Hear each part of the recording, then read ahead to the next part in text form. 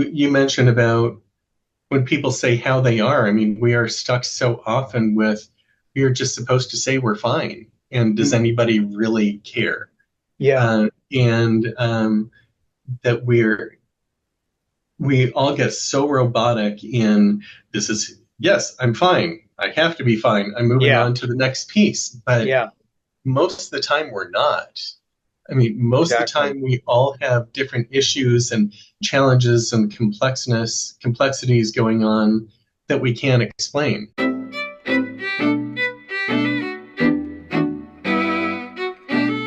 I've read the book, so I know what's in the book about you, and I have all the information here to talk about who you are, et cetera, et cetera.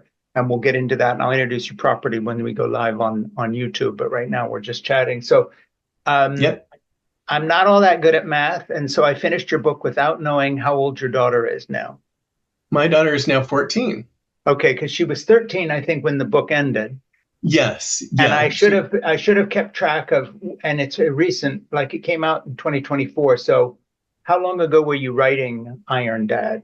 So, well, there were different phases to it. A major core of the book, where there's the blog aspect that talks about going through treatment, obviously Yeah, I've was got all that. 11 years ago. But I was writing the book last year Yeah, primarily. see, because And in reading the blog and in figuring out the time frame of this sort of, 10, 11 year journey, and you're 10 years um, out free of the cancer right now. So I sort of did all that. But then by the time it was done, I'd sort of lost track of like, okay, this is recounting the past.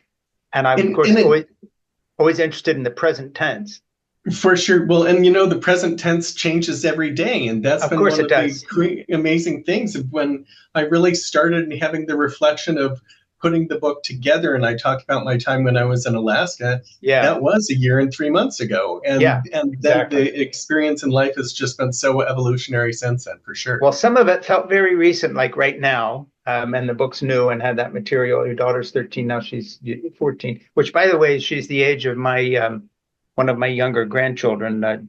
Jack is 14 as we speak. And today, Hmm. when we're done this, I really understood the aspect of your book of the love of your daughter and what that meant in the sense that, I have grown children, but I've been doing a lot of grandchild care in the last year. So just before I sat down here, I went and checked a roast chicken that I was cooking to take with me to pick my granddaughter up, who's 10, so I can take her to the beach afterward with a sort of a Oh, picnic dinner. So we're very sure. much on the same wavelength when it comes to prioritizing what we do in the big things, like, say, recovering from cancer, in view of what we're doing every day with these kids, which is the real motivation. So I like that about the It book. I is. like that through line. But anyway, hey, let me introduce you properly. I forgot this is a podcast, but let's stop pretending we're just talking and do this. This is In That's cool. Conversation with Frank Schaeffer, and today my guest is author Paul. Do you say Weigel or Weigel? It's Weigel, but I go Weigel. with whatever people I say to me figured it was nowadays. Weigel, but I was going to check. Paul Weigel is a father, a six-time Ironman triathlete, a college professor, a lover of the outdoors, and a self-described professional dabbler. Otherwise, the nice way to put that is a polymath. You don't have to call yourself a professional dabbler. I say polymath. You have a lot of things you do. Um, Remember Paul that. is the author of Iron Dad, and I've got it right here. A I'm going to read the title again. Iron Dad, a cancer survivor's story of discovering strength, life, and love through fatherhood. And let's see, one more piece of boilerplate here. Please subscribe right now on YouTube and to In Conversation with Frank Schaeffer on Apple Podcasts. And to my Substack, it has to be said at frankschaeffer.substack.com. Okay, so with all of that out of the way, I thought what I would do is I've marked, just so you know, I actually read your book. See the dog ears? Yes, I do. Okay. That's awesome. Thank And I you. didn't do that randomly. I've got actual quotes to read you here. And I like doing this because a lot of times I get the book on Kindle. Actually, I just bought your book on Kindle this morning, and I decided to Awesome. go with the dog-eared thing here instead. Um, I really like old school myself. I do too. I've certainly got copies of both, obviously, but I go Yeah, back and I've got a version of the book by my bedstand, and yeah, I will find myself reading through chapters again, saying, "Yeah, that exactly. seems about right." Yeah. Yeah, and it seems a lot more real on paper. I don't like reading just on the screen. But I'm going to start with something from the beginning here, July 2023, right where you begin. 10 years, it's hard to believe it's been that long. 3,652 days, 87,648 hours. And then you have how many seconds it is. That's the amount of time I've officially been a cancer survivor. Natalie, my daughter, and I are riding the Great Alaskan Railroad halfway through our trip of a lifetime to the Danieli National Park and then Anchorage, Alaska. This is a trip as much to celebrate being 10 years cancer free as it is to celebrate finally being free and at peace with myself. And that is a good way to sum the book up because there's a couple stories here. One is about an illness, another is about achievement in the Ironman quest, having had a hip replacement as well. And the other, of course, is about your daughter and your love for her kind of motivating what I would call the entire journey. I don't know if I've got that right. That is a great perspective of it, Frank, and thank you. You know, it was never intended to be what it has ended up being. Right. I started the book, and as I started penning out in that section you read through, I was just trying to really start explaining what my life was about, Yeah. and to be able to look and say it was so complex of yes, and fighting cancer, being a dad, trying to figure out what the rest of my life was going to look like to get to that point of reconciling. It was a Yeah. pretty amazing time. Well, I like one thing I really like about the book that sort of jives with my life, although we've had very different lives and, I've never done the Ironman quest and so forth and so on. I grew up in the Swiss Alps, by the way, so we have a connection with mountains and hiking. Yeah. But one thing I wanted to say is that I like the fact that the book takes itself out of the context of just, a story about your personal journey and gets into the area of how this affected the people around you and how they affected you in terms of your daughter. And I thought that was really lifts the book up and makes it something. You go on at the here and you say, the only thing keeping me alive was my fear of how horrible it would be for others to try to understand why I was gone and the decisions I'd made. But just as much, this question haunted me. If I were gone, would anyone notice? You didn't mean to do that in that context necessarily, but in a way, and I'm not reading into this because I've read the book, but in a way, it's funny. I've just to go completely, you know, off the chart here a minute. If I was talking to someone, because I talk to a lot of people, and if I was talking to someone, and to be honest, talking to myself about contemplating suicide at some point with a terminal illness and or depression, I'm going to reread that line because I just think it ought to be lifted out of the book and put somewhere where people, are thinking of doing away with themselves. The only thing keeping me alive was my fear of how horrible it would be for others to try to understand why I was gone and the decision I had made. And I really think that that's cuts to the heart of so much more than just your story in terms of the way we see life. And I'm wondering, and I'm sorry to go so hot and heavy at the beginning, but if this had all gone south and you had found yourself in the situation where, the terminal diagnosis was in fact terminal, there's a lot of people in that situation that don't put it the way you just did. They sort of are thinking of themselves and not the effect they're having on the people around them. And I'm just wondering how you follow that train of thought through your story. Boy, Frank, you went hot and heavy fast, didn't you there? Yeah. Um, there is a huge amount of truth to that. I mean, and we certainly have got lives that, I mean, we try and we have this identity that we are supposed to be fighters and live every single moment to the fullest and have that last breath until hopefully we're 80, 90 or whatever it may be. But Yeah. sometimes life is, and for many of us, life can be just so hard and overwhelming all the time.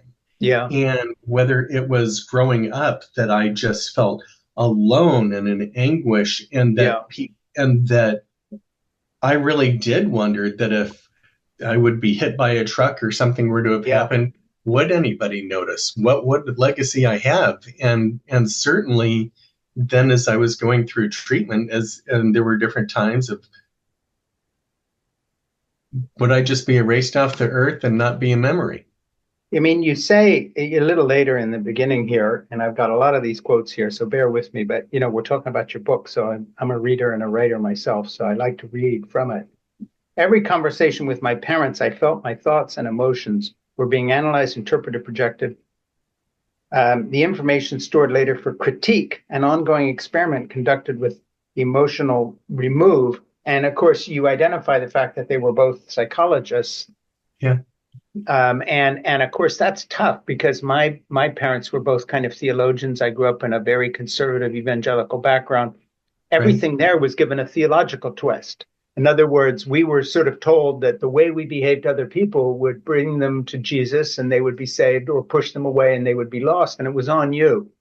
So there were no neutral conversations. If my mother started Right. talking to someone on an airplane, it wasn't because she was a friendly woman. It's because at some point she would want to turn the conversation to the way of salvation and make it Yes. theological. I totally got that. The kind of growing realization that this isn't a conversation, this is something else. So I just want to Yes. talk about that and share the experience with you of my own life and say, does that relate to having psychologists who are cold and analyzing you and never quite the mom and dad that we think of as parents? Oh my gosh, in so many different ways, and thanks for highlighting it that way. I mean, for me, that to it was never about taking information as a sincere, loving approach. It Yeah, always was, to your point, of because I'm going to take that information to do something with it, yeah, whether it be me or any other circumstance. And certainly with my mom, but both my parents, there always was a judgment factor going on. yeah, Certainly as a psychologist, my sister and I actually were recently talking about that, when my mom died a couple years ago, that she was very actively involved in her church, but the yeah, reason she was actively involved was she was the one behind the scenes saying, well, you know why they're doing this is yeah, because this and that and that and this. And so both of them always viewed themselves on a higher plane and higher resolve, which yeah. meant that I never could come to a point of achieving that, for Yeah, I sure. wonder if I wonder if some of your life could be defined, not so much this book, but now we're just talking off the cuff here. I look when you get a little older, I'm 72 now, and you're looking back, and I have grandchildren and so forth and so on. Um, you see your life differently because you kind of see how it was affected by things that you didn't quite understand what was going on at the time. And I see Right. that very much in your book. And I'm wondering if your interest in the Ironman competition, your outdoor life, your hiking, this kind of physicality of your life, because you're a very physical person, has to do with a sort of rebellion in a good sense of the word against the kind of intellectualized view of life that is always analyzing the psychological thing. In the Yeah. same way as my being raised in an intensely theological background means that, I sort of went away from that into the visual arts. I'm a painter, I've been a filmmaker, I'm a writer. In other words, it was not what my parents were doing. And I don't know if you've ever thought about this, but somehow I know your relationship with your daughter is a reaction to your relationship with your parents. In other words, you said, whatever this Yes. was, I'm not going to do that. So that much is in the book. Yes. 100%. Part of it, I mean, for me, it was a little bit more black and white at the start. That based on the confines of the world that I had been brought into under them, I was miserable. And Yeah. that I spent so much time just looking back on myself, and that I was stuck in my head. Yeah. And that was one of the beautiful things about going to grad school was all of a sudden I had black and white answers. But Yeah. then just the being able to do the athletic stuff that I started doing was finally a way that I would say that I finally found myself a little bit, Yeah. or in a way that was separate from mom and dad. Yeah. And that, I mean, both my sister and I have talked some about that. When I would do have some of these accomplishments, I would say, look at what I did. Isn't this Yeah. amazing? And I still wouldn't get recognition on that part. Yeah. I But understand but that. to be able to get out of your head. And in my career I do a lot of communications work, and I talk about trying to find a balance between your head and your heart.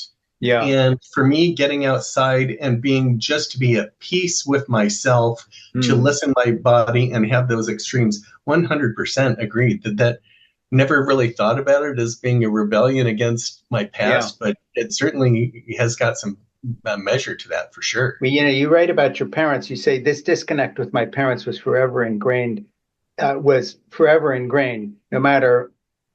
matter how hard I tried to do things, quote, right, my attempts weren't recognized or appreciated. If I did something wrong, it meant a more critical, mean, and evaluative future with them forever feeling judged.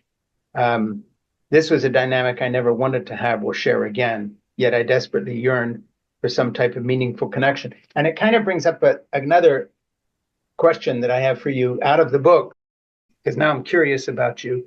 Um, it seems to me that you were looking for experiences that were so overwhelmingly physical, combining the physical and mental, that you could kind of lose yourself in them and for a while be oblivious to where you come from and the problems you had as a child. In other words, one of the reasons I love snorkeling, it doesn't happen all the time, but sometimes I'm down at a reef, in the Bahamas or somewhere, and I just hang on to a piece of rock and I stay there holding my breath. And for a blessed moment, I disappear entirely. It's just me and the little baby fish, the little baby parrotfish or whatever, eating the piece of coral in front of me. And suddenly I realize I've had this experience which has liberated me from my own body for a minute and even my own Yeah. consciousness. I'm just in the Yeah. moment. And there's not, I think a lot of people, look at sex that way too. And that's one reason it's very powerful. But, I'm not going there. I'm talking about aesthetic experiences do that for me. And I think I felt the same thing skiing sometimes, that my body's in Mm-hmm. tune with the slope. I'm a good skier, even though I had polio, by the way, speaking of surviving things. Oh, wow. And then at a moment, literally it's just you, the slope, and the mountain. And then you wake up, and then the thought is, how am I getting from the bottom of the thing to the thing again? And then you're back in the world. But Right. for a second, and I wonder if you found that in your triathlon experiences, in the training, the fact that you just sort of for a minute, it's just somehow you and your body and Oh, conscious mind is less. oh my gosh, absolutely. And that was such a big piece early on when I started running, and as you saw in the book, that I was working too hard. I was trying to be focused on being the super achieving person, then made a $5 bet to do a 5K.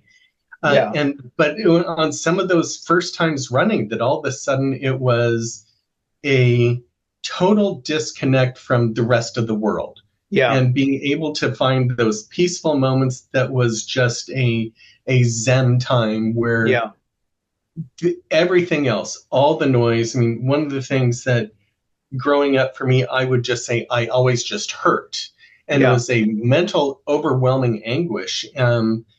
And I still think about when I swim now.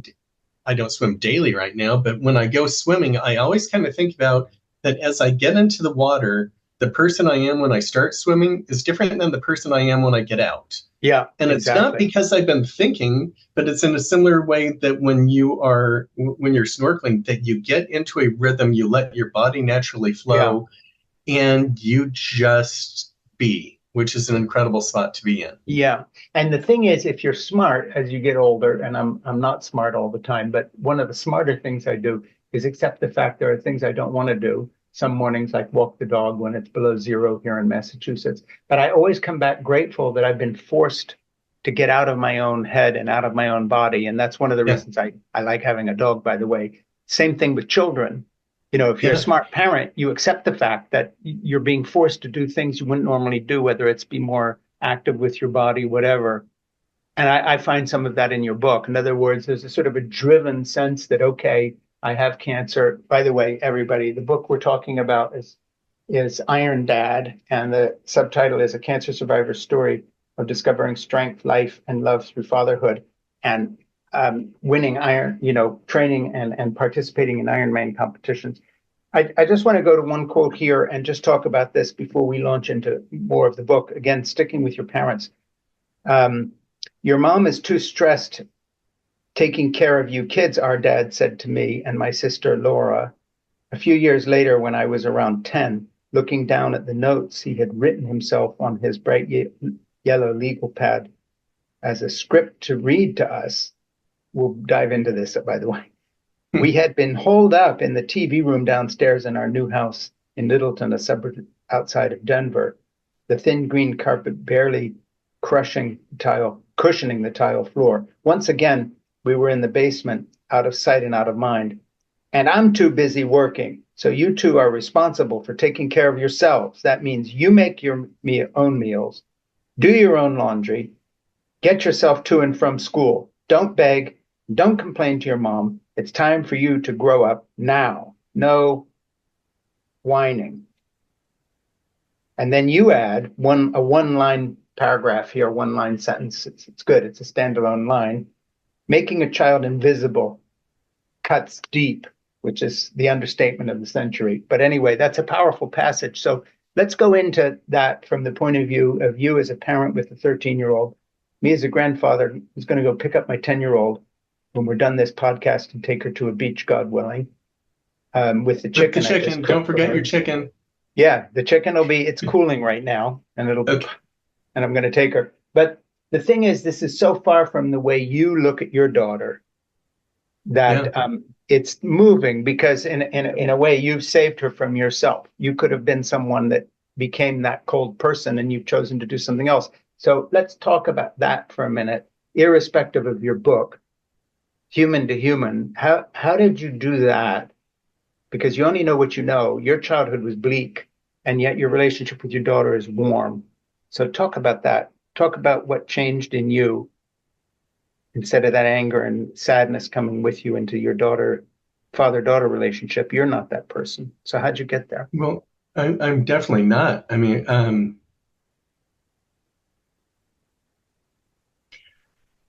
I think you said a few minutes ago, we either you follow a path you know, or you rebel against the path because you know it's what you don't want. Yeah.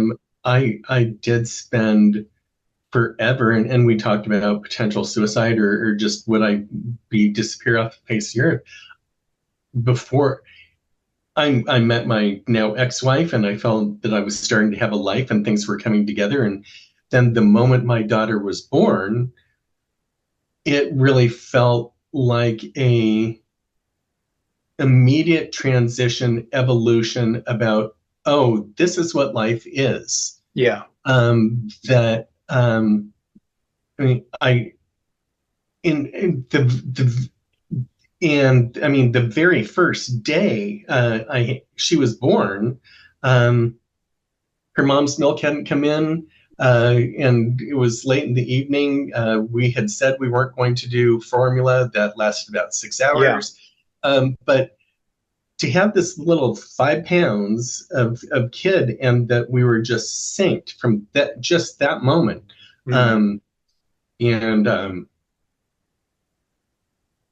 And just, I mean,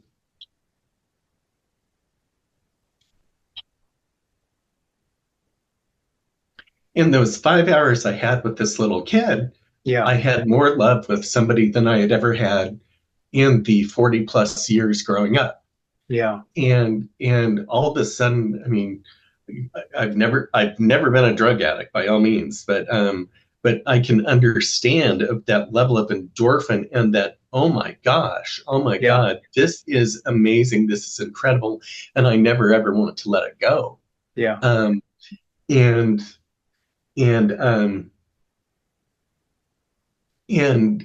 we always, parents talk about their bonds with kids, but I have always just had this great connection with her. And even when we've struggled, whether it's when I was sick or as she's gotten older, that we have always found a way to love each other as part of a bigger, crazy dynamic that is exponential and really keeps me going. Yeah. Yeah. And that comes through clearly in the passage in the book, Iron Dad, where you write very movingly about what you had just said in terms of becoming a parent. And I'll get there in a little minute here, but we're going through in order. So let me jump in and just ask you this. When have you and your daughter talked? And I'm not implying that you should have or shouldn't have. I'm just curious.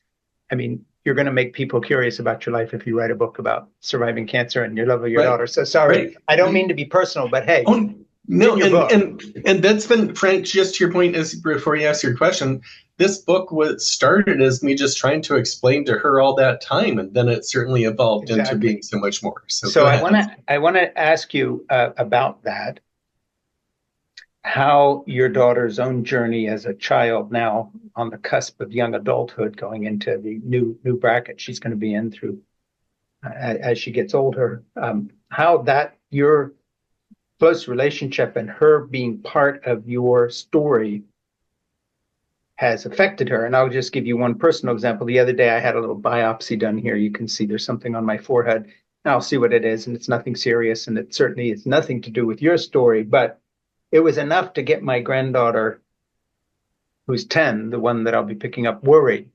And what she did with that is she went home, she lives nearby, and a few hours later, and I hadn't even talked about it, but I think her older sister said that it was a biopsy for skin cancer or something. But anyway, she showed up with a whole plate of chopped fruit that she had meticulously put together, saying, I brought you something, kind of a get well thing, which was very touching. But the worry on her face was such that I knew that should at some point I have something serious, like my wife 3 years ago, Jeannie, her grandmother had a heart attack and was very ill for a while. Now she's fine. Thank God everything worked out. But nevertheless, kids who love you and you love them suffer along with you. And it changed, the idea that the people in their life, the big person in their life who's the adult, the strong person, is Right. mortal is scary to a child. So I'm wondering what's not in the book. I mean, I've read the book, I like the book. I'm just saying what's not in the book in terms of just how you see her as someone who is going to inevitably be more mature than her years because she has been let in on the secret of mortality and young. And I'm wondering how that has affected the way you all relate to each other and what her response has been. That is a great question, Frank. She got exposed to mortality really early on. Mm. I mean, ultimately, she got exposed to mortality before she even knew about life. Yes. I mean, when it comes down to it, she had barely turned 3, uh, and when I first got diagnosed, so to try and even have a conversation about Dad is sick, Dad might die, Dad might have any of that, I don't know that she had that concept. Yeah. There was certainly a time early on that she overheard me have a conversation where I said because I might die, and Yeah. I didn't think it would impact her at the time.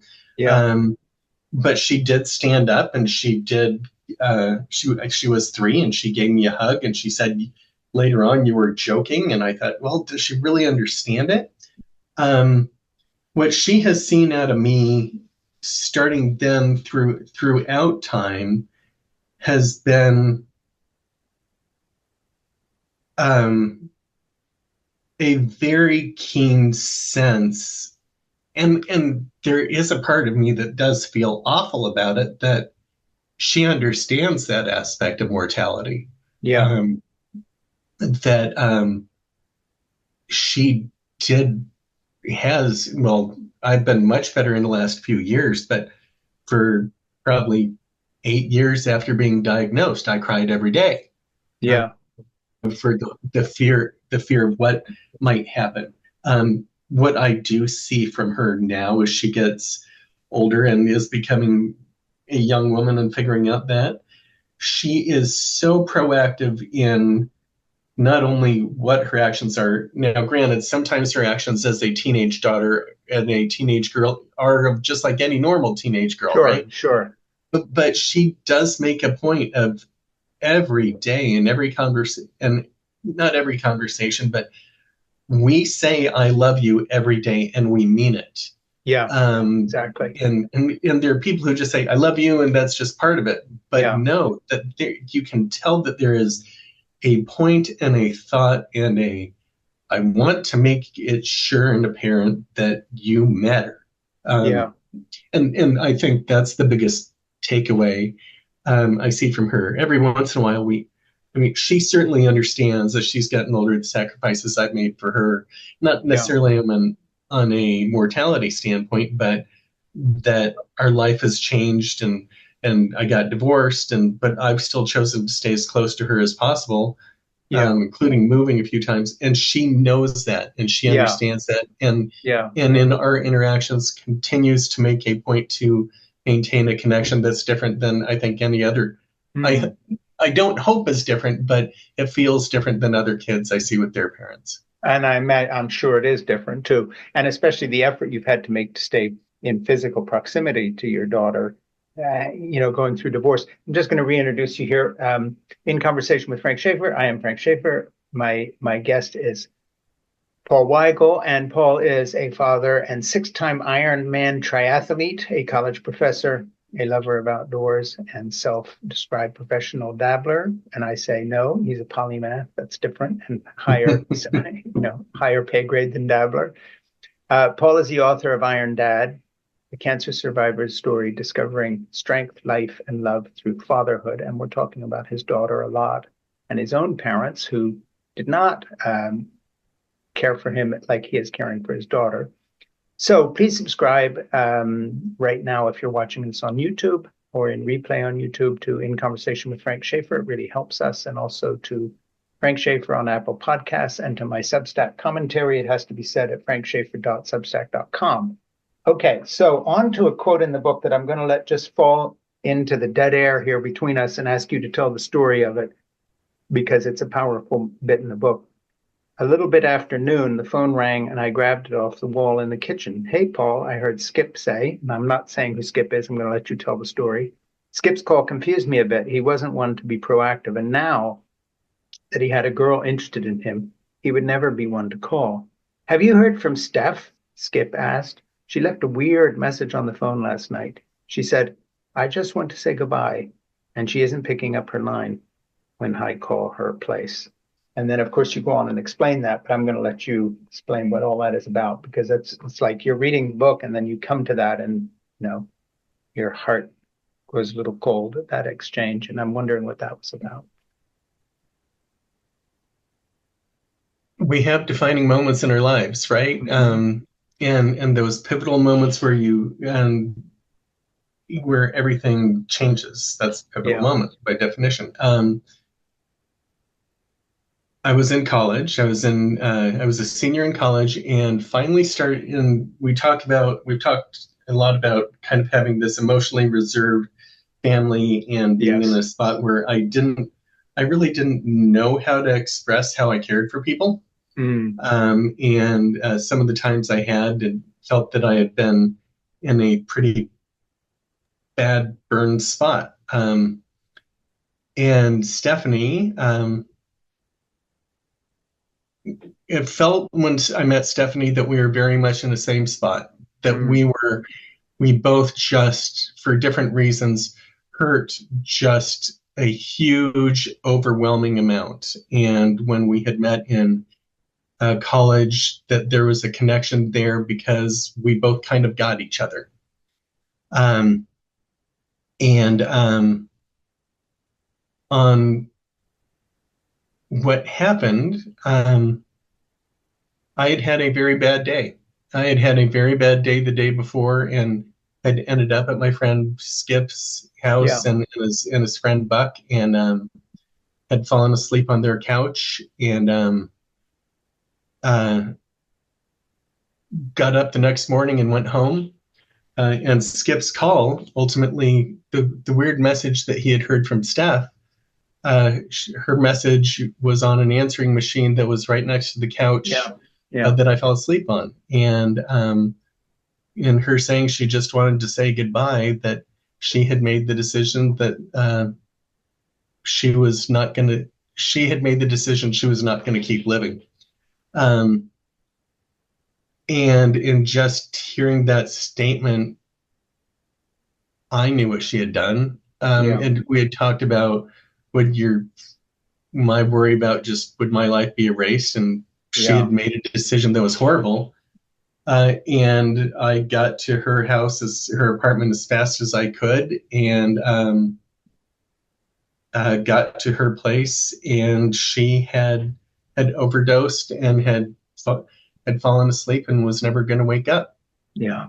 Um, And when you say, she was cold to the touch, you say in the book. and she would, yeah, she was this. She was 20. She didn't weigh more than 100 pounds, and she may have been 4'11", if not 5 feet. So she was Yeah. this small little angel. And when I went into her apartment and was opening doors and calling out for her, when I first looked into her bedroom, I didn't even notice her because she was so petite. Yeah. And then it was only as I got in more and then I saw her and was pulling off the blanket to find her, um, that it was just this.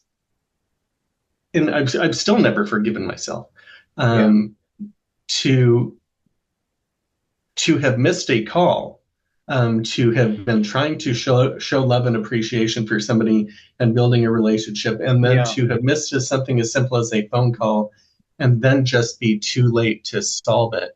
Yeah. Um, it was obviously awful, and something I would never hope for anybody to ever Yeah. I have to. mean, you finish the chapter, actually, the last words of that chapter. You write, her body was cold to the touch. And then after that, again, I can just hold it up here. It's each of these sentences is a single line, if you can see it there. Paul writes, I missed her call for help. I slept through her message. I forever felt responsible. There was nothing I could do. So in a way, what you felt there was kind of the opposite of the coldness with which your own parents had treated you. So that may have been something you experienced when you were young, before you got cancer, but obviously you were already on the road to being someone who actually has some empathy for those around you. And, in a way, that makes the rest of the book more powerful because you kind of know who you're dealing with, because obviously it was not your fault, and yet you felt tremendous guilt. And I mentioned this before on this podcast because it's a story that really impacted me in a very different way. And that is, I remember reading an article in the New Yorker many years ago, and I have mentioned this before because it did impact me. And it was someone who had done the research of people who survived serious suicide attempts. In other words, there was no question they were trying to kill themselves either with a gun.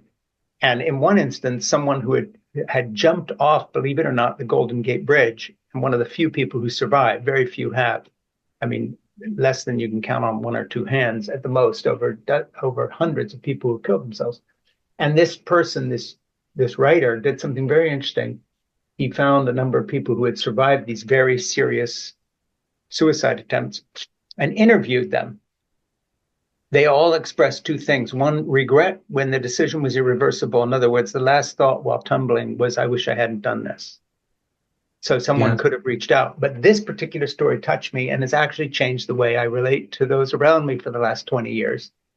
It really stuck with me, just as these lines of yours that you wrote. I missed her call for help. I slept through her message. I forever felt responsible. There was nothing I could do. That will stick with me. And it will bookend this thing that he said. This man interviewed him and he says, I walked from downtown San Francisco. It's about a 45-minute walk to where Golden Gate Bridge. And I said to myself, if one person makes eye contact with me and asks me how I am, I won't kill myself, because he was feeling so anonymous and invisible. And no one did. And he jumped off the bridge. And it really changed the way I relate to people. I've missed meetings that I was supposed to go to because I've been standing on one foot, really listening to someone when I say, how's your day going? And having an actual conversation. And it's become a habit with me. And it began by reading that story. I thought, God damn it, I'm never going to be that person. You will not walk by me without getting a genuine question about how you are. And I will stand and talk to you, even if something important goes by the wayside. And it's become a Yeah. rule of mine. And now it's a habit. And by the way, the result is wonderful because you know so many more people and you have real relationships with them.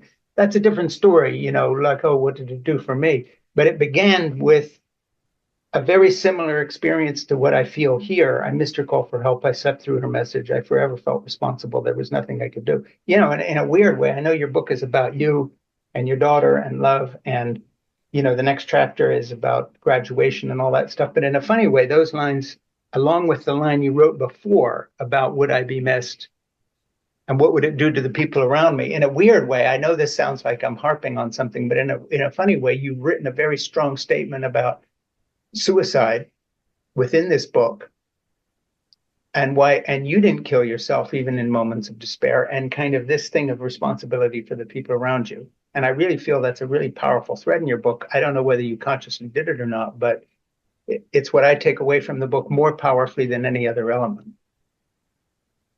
Um, I I wouldn't have said it was conscious. As you talk through it, certainly, I think there are huge aspects to that. Yeah. Um, but I mean, one of the things you mentioned about when people say how they are, I mean, we are stuck so often with we are just supposed to say we're fine, and does Mm. anybody really care?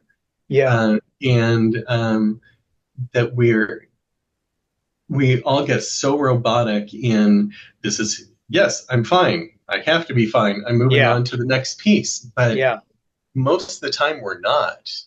I mean, most of the Exactly. time we all have different issues and challenges and complexities going on that we can't explain. Yeah.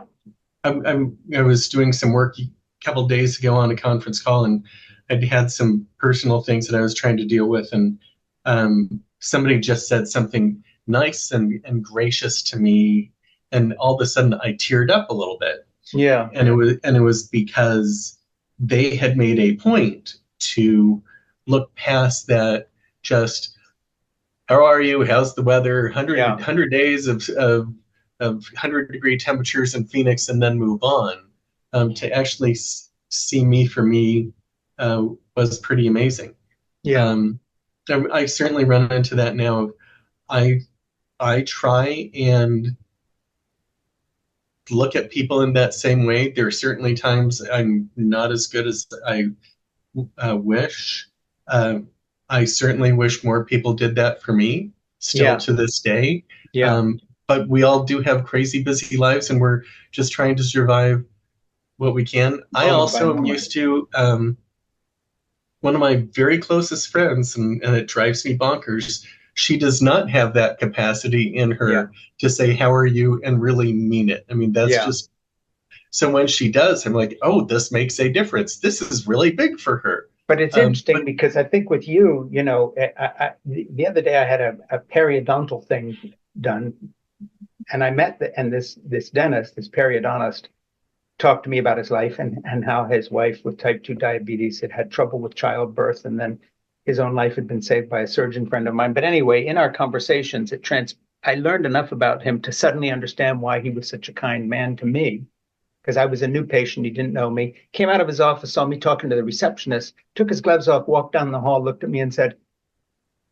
how can I help you? He doesn't need my business. This is a top guy in right, his profession. He has 2 offices. He works in 2 towns. He was here for a day. I'm absolutely nobody to him. He doesn't know me. And I thought, holy shit, I've actually met a real physician, even though it's like sure, this obscure periodontal thing.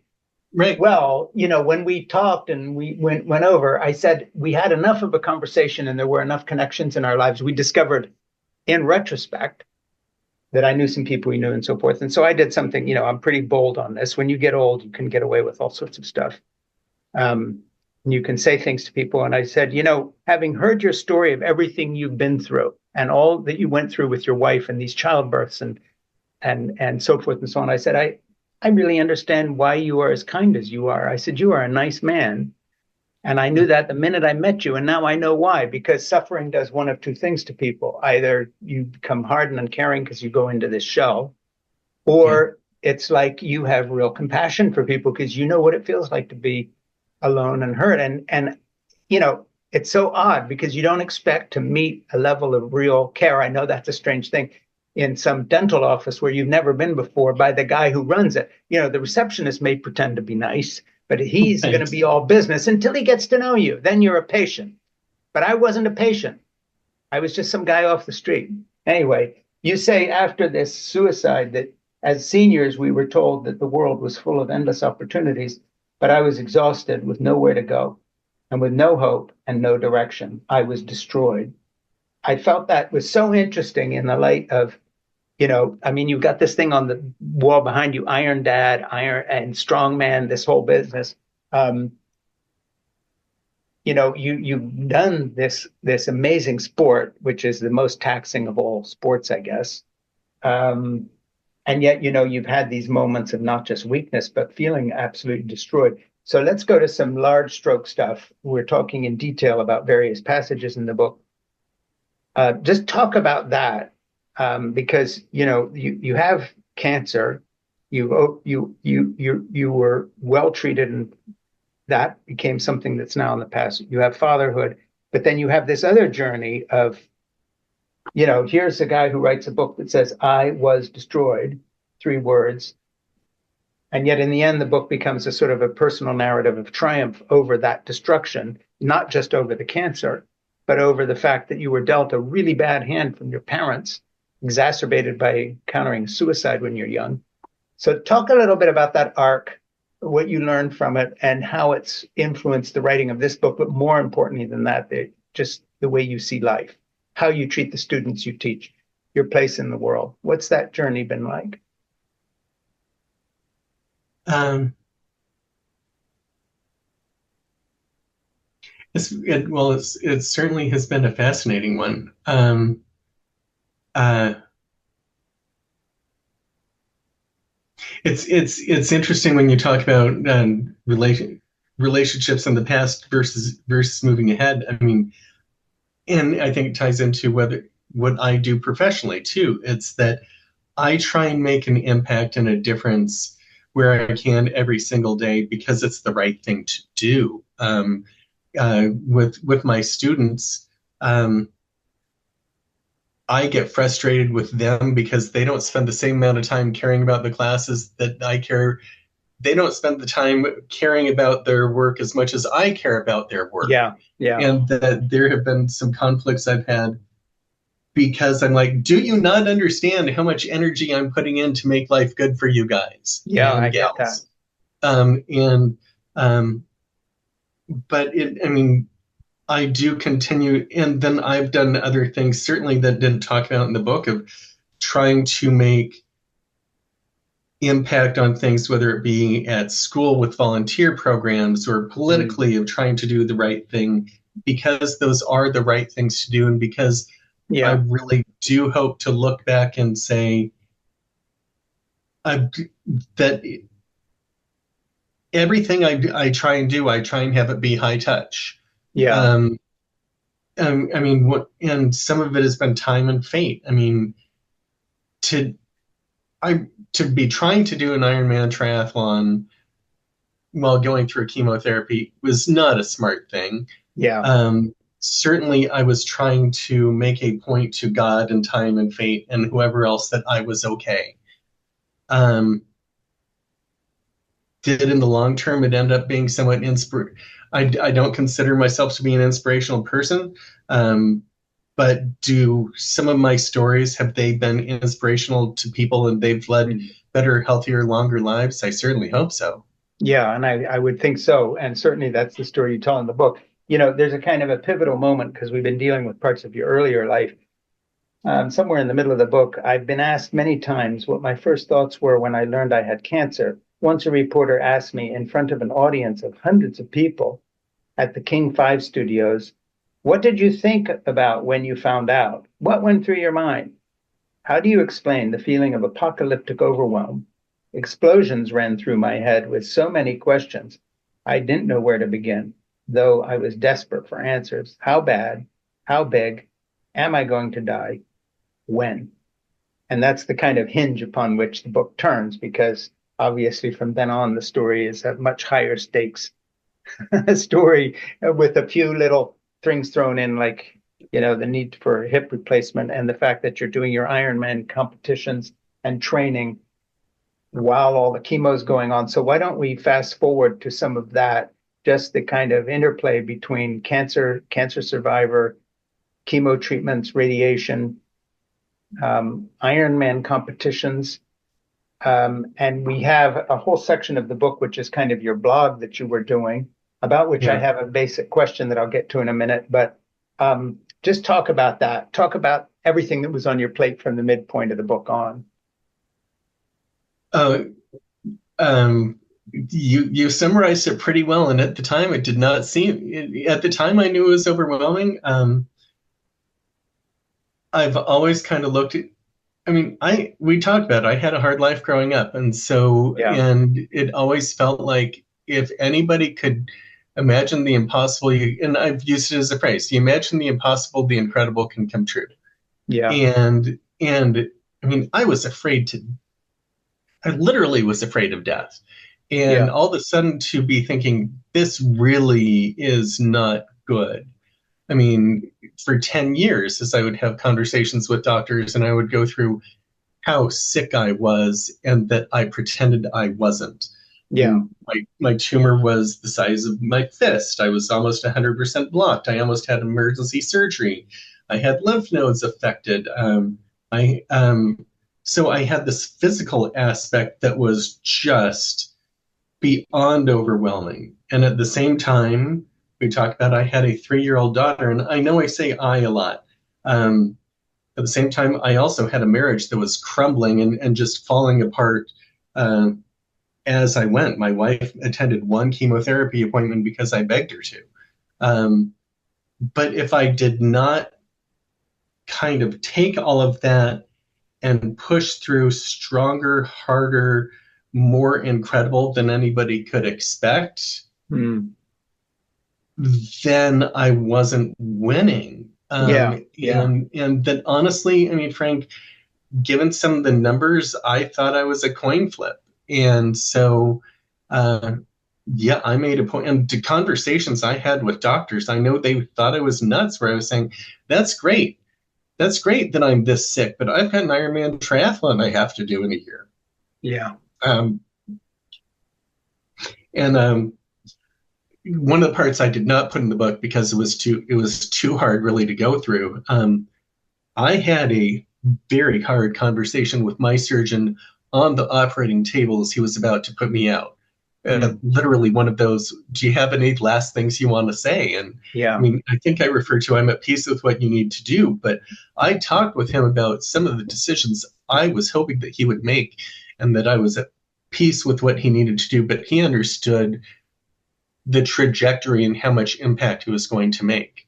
yeah. Um, and I've tried to, I mean, that's been something I've tried to live with the rest of my life is taking things to a new level all the time. Yeah, and I actually, it's weird, and I have to tell people listening, I did not tell Paul in advance to give me a nice segue to a question I had, because in the middle of the book, or whatever, halfway through, you get to my cancer blog, and then the blog continues for quite some time, and you have, um, hi everyone, I had a heck of a week, and so forth and so on, and then you go through, et cetera, et cetera. I'm a writer. I've kept some diaries during the time my son was serving in Afghanistan, that kind of thing, that were very big to me to sort of remember how I was feeling. I've published little excerpts of them in some of my more memoir-like books. I earn my living as a writer, and I fold my own life into it. But I also edit in the sense that, just like you said, I didn't include this in the book because it was too hard. I'm wondering, as you were writing your blog, you were publishing it as you went, Yeah, and so I people was. were reacting to it. But were you editing or not writing certain things, as in this one is just too hard or too deep or too painful? I don't want to say it.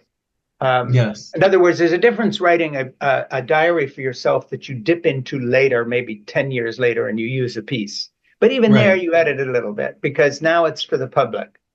And I find myself in my writing all the time about, relationships and kids and marriage, whatever it may be, even my own parents and so forth and so on. You're writing it first for yourself, but in the final analysis, you know that other people are going to read it. So there's a little bit not of, you're not pulling your punches exactly, but you're never quite telling the truth because what you actually felt at the time is never what you really want out there. I'm not saying Right. you twist it, but there's an inner hesitancy about going totally raw and naked into public. And I just wondered Yeah. how you, writer to writer here, how you wrestled with that.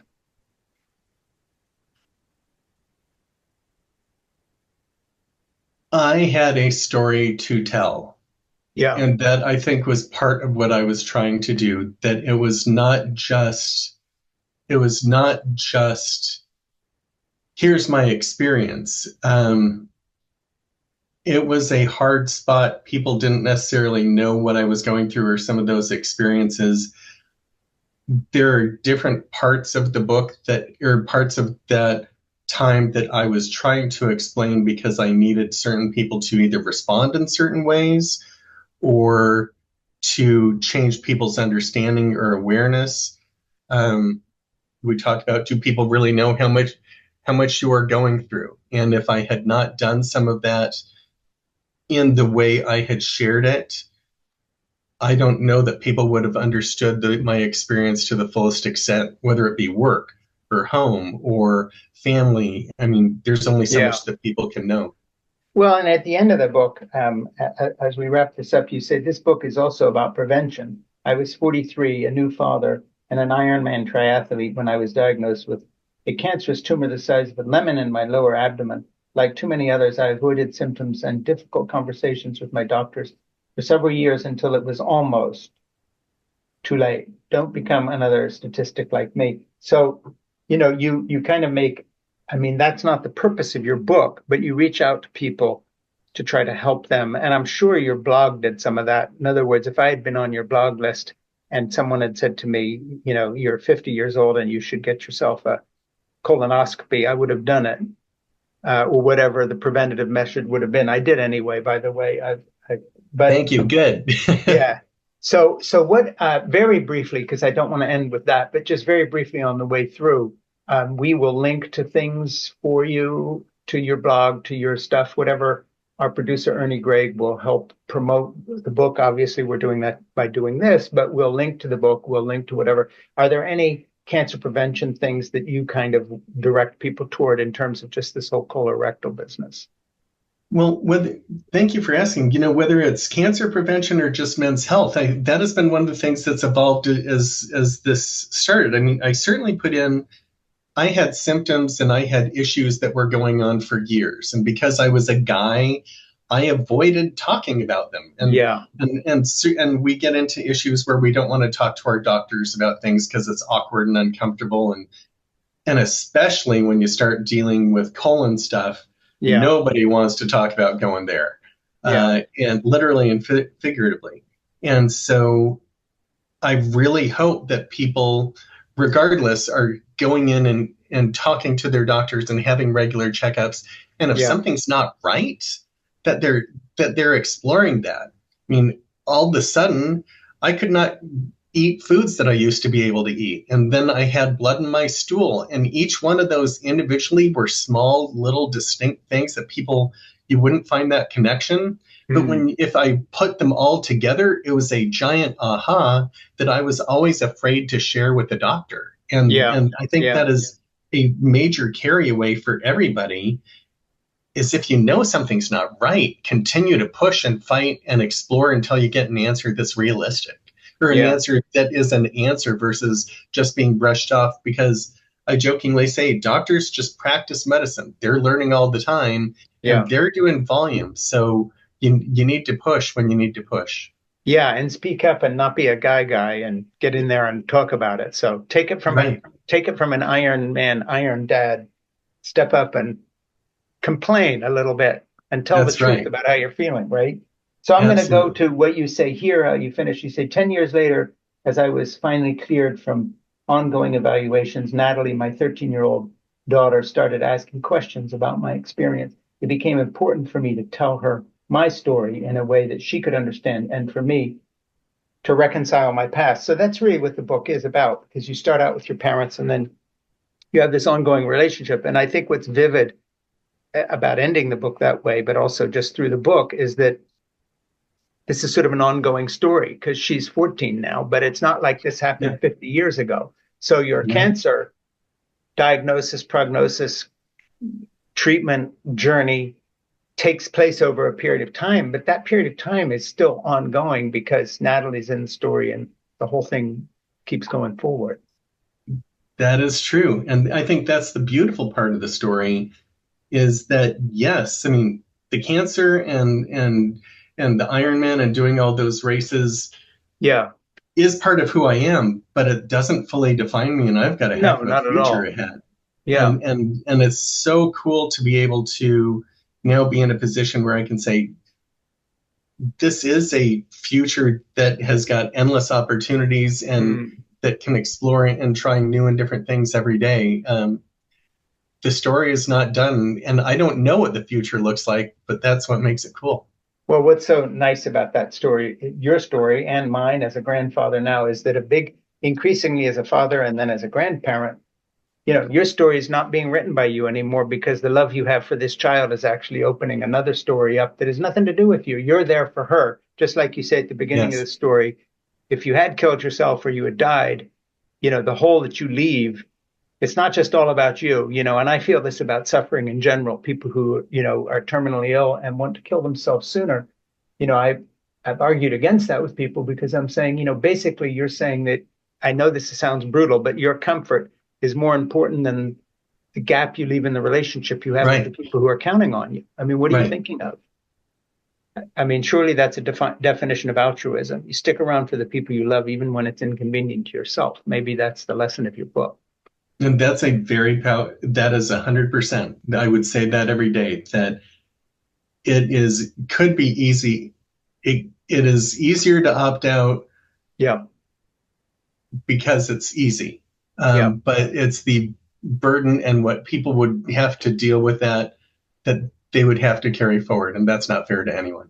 yeah, exactly right. So anyway, here's the book. Once again, Paul Weigel, Iron Dad, a cancer survivor story, discovering strength, life, and love through fatherhood. That's what the title is. But what the book is really about is loving life enough to stick around for other people and fight Yes. your fight because they depend on you. That's how I read it. Thank you. Then Frank, I so much appreciate our conversation today and your thoughtfulness in reading and asking questions that really delve into things I hadn't thought about it at that level. And it's very powerful for me. So Well, I thank you. appreciate it. And listen, all the best to you. Stay in touch with us so we know how you're getting on. Tell us how your daughter is once in a while. I And I'll will. leave you to don't sign off when I do because Ernie will still be around to get details about what we can link to. So I'm Okay. going to say goodbye now, but Ernie Gregg will hold the fort and take that stuff down. So Terrific. take care. Thank you, Frank. You too. Nice speaking with you. Enjoy your time with your granddaughter. I'm on my way. I've got to put my flip flops on, put that chicken in a plastic bag, and I'm out the door. So take All care. right. You too. Okay, bye. Thanks. Okay. Bye.